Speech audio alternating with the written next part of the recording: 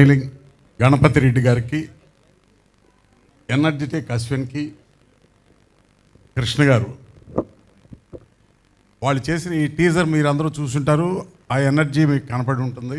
చాలా డైనమిక్గా ఫెంటాస్టిక్గా ట్రైలర్ ఉంది, టీజర్. ఐ థింక్ సినిమా అంతా కూడా ఓవరాల్గా వాళ్ళు చేసిన క్రిస్పీ టీజర్ చూసిన తర్వాత ఓవరాల్ సినిమాను కూడా ఇమాజిన్ చేసుకోవచ్చు. అంత ఫెంటాస్టిక్గా తీసినట్లుగా అనిపించింది.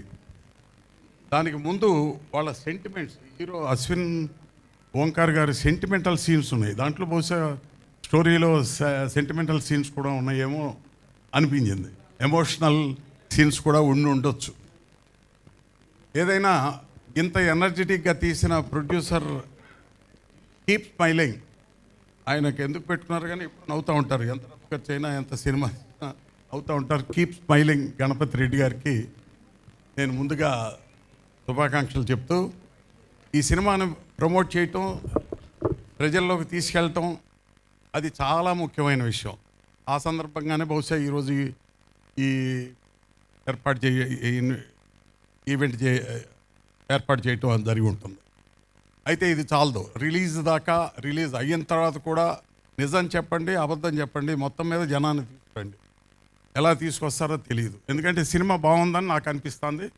అది ప్రజలకు కూడా తెలియాలంటే మీరు దాన్ని ముందుకు తీసుకెళ్ళాలి. దానికి ముఖ్యంగా సహకరించాల్సింది ఈ మధ్య పర్సంటేజ్ సిస్టమ్కి ఒక ప్రణాళిక ఏర్పాటు చేసిన సునీల్ నారాయణ గారు, దిల్ రాజు గారు, సురేష్ బాబు గారు, వీలైతే మైత్రి కూడా దాంట్లో కలిస్తే బాగుంటుంది. పర్సంటేజ్ సిస్టమ్ మంచిదే, పర్సంటేజ్ సిస్టంలో పెట్టడం బాగుంటుంది. తప్పనిసరిగా ఆ సిస్టమ్ ఉంటేనే ఇండస్ట్రీ బాగుంటుంది, థియేటర్స్ బాగుంటాయి. థియేటర్స్ బాగుంటేనే ప్రొడక్షన్ బాగుంటుంది, డిస్ట్రిబ్యూటర్స్ ఉంటారు.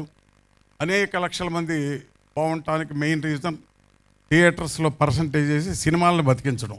లేకపోతే థియేటర్ రెంట్లు కట్టలేక మంచి సినిమా కూడా తీసేయాల్సి వస్తుంది. చిన్న హీరోలకు ఓపెనింగ్ రాక సినిమాలు తీసేయాల్సి వస్తుంది.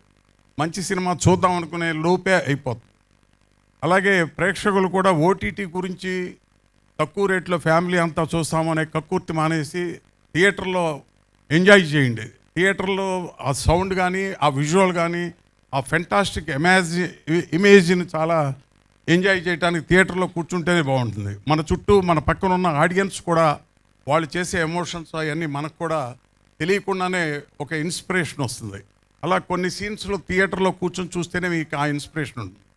అందుకని సినిమాని కక్కుర్తిగా ఓటీటీలో వస్తుంది చూద్దాం 2 వారాల్లో వచ్చేస్తుంది కదా అని ఎదురు చూడకుండా థియేటర్కి రండి, థియేటర్లో చూడండి. సినిమాని ఖచ్చితంగా బతికించాలి. సినిమాని థియేటర్లోనే చూస్తేనే మీరు ఎంజాయ్ చేస్తారు రియల్గా. ఊరికే కాలక్షేపానికి వంటగదిలో కూర్చుని తీరుబాటుగా ఓటీటీలో చూద్దాం, కాసేపటి వెళ్ళి రూమ్ ఊడ్చి వచ్చి మధ్యలో ఓటీటీలు చూద్దాం అనుకోవటం చాలా తప్పు. సినిమా అనేది థియేటర్ కోసం తీసి అనేక మంది, లక్షల మంది కోసం తీసిన సినిమా తీయటం జరిగింది. మన పూర్వీకుల దగ్గర నుంచి ఇప్పటిదాకా థియేటర్ కోసం, థియేటర్లోనే ఆడిన సినిమాలు, రికార్డు బ్రేకులు చేసిన సినిమాలు వచ్చినాయి. అలాంటి రికార్డు బ్రేకులు ఇప్పుడు రాట్లా, డబ్బులు రికార్డు బ్రేకులు కనపడుతున్నాయి. అది కూడా ఈ మధ్య అబద్ధాలు కనపడుతున్నాయి. అందుచేత ప్రేక్షకులు ఖచ్చితంగా సినిమాలు బతికించండి, సినిమాలు థియేటర్లోకి వచ్చే చూడండి. ఈ సినిమాని మీరు ఎంత బాగా డిస్ట్రిబ్యూటర్స్ ద్వారా ఎంత బాగా రిలీజ్ చేస్తారో తెలియదు, కానీ ఖచ్చితంగా ఈ మధ్య వీళ్ళందరూ ఒక సిండికేట్గా ఏర్పడటం మంచి విషయం అనుకుంటున్నా. డెఫినెట్గా మంచి జరుగుతుంది అనుకుంటున్నా. ఇవన్నిటినీ బాగా కోఆర్డినేట్ చేసి మా ఛాంబరు, ప్రొడ్యూసర్స్ కౌన్సిల్ ప్రముఖులందరూ కలిసి కూర్చుని ఇంకా బాగా చిన్న సినిమాని ఎలా బతికించాలి. ఐ థింక్ ఇది చిన్న సినిమా లాగా నాకు అనిపిస్తుంది, బిగ్గెస్ట్ సినిమా లాగా అనిపించింది. 500-600 కోట్లు అని చెప్తున్న సినిమా లాగానే ఉంది ఈ సినిమా కూడా. హానెస్ట్గా దాంట్లో లేదు, సినిమా మీరు చూస్తేనే సినిమా, మీరు బాగా చూస్తే అది పెద్ద సినిమా. అందుకని మీరు ఖచ్చితంగా ఈ సినిమా ఒక్కటినే నేను చూడమంటలా, ఇలాంటి సినిమాలు ఎంత ఉత్సాహవంతులు, ఎంత ఎనర్జీ అనేకం రావాలి, వస్తాయి. మీరు చూస్తారు, చూడండి, సినిమాని బతికించండి. Thank you.